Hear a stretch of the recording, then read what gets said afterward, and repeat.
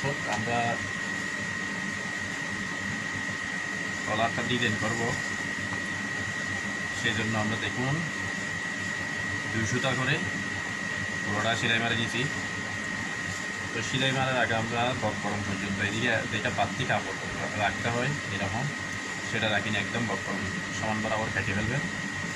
কাটার পরে এইরকম একটা কালো কাপড় নিয়ে দেখেন আমরা সাদা সেলাই দিতে যেটা দেখেন এভাবে সেলাই করে নেবেন।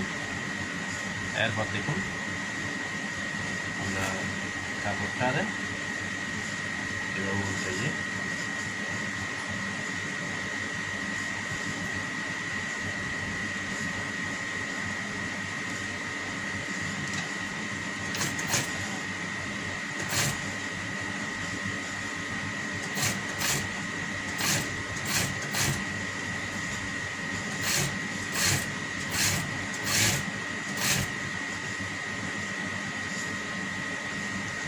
কাপড়টা টেনে ধরবেন, টেনে করলে তাহলে সুন্দর হবে।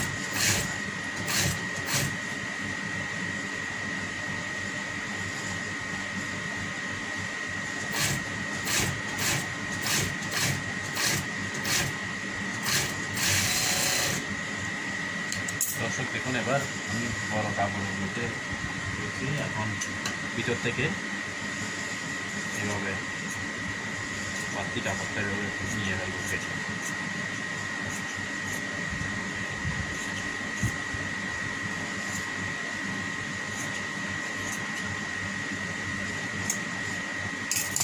দেখুন আমাদের অলরেডি পিঠটা হয়ে গেল।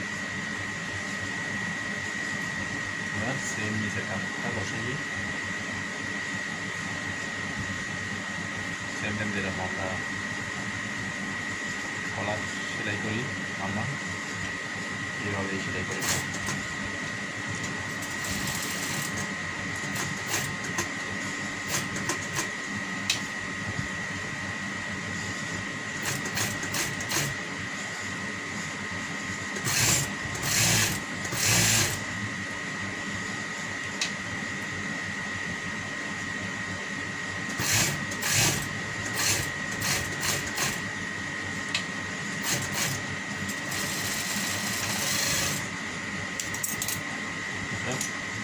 এবার আমরা বাহিরের সাইডে 2 সুতা করে 1 সুতা করে কাপড় রেখে কেটে নেব।